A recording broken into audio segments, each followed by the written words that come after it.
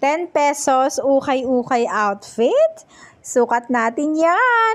Marami kasi ako nababasang mga comments na ang gaganda daw ng mga outfits ko sa Zumba.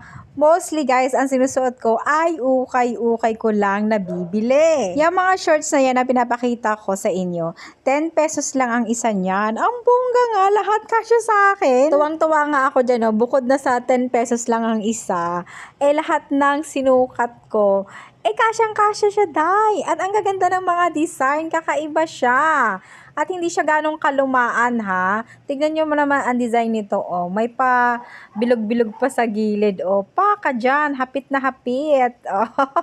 Hindi naman siya ganong talagang kaikli. Oh, ito naman isa, ang cute din nito. Ito, may parang high-waisted siya. So, yung may butones siya sa taas na marami. Yan, kasya naman siya, kaya lang medyo hindi ka kakain dapat.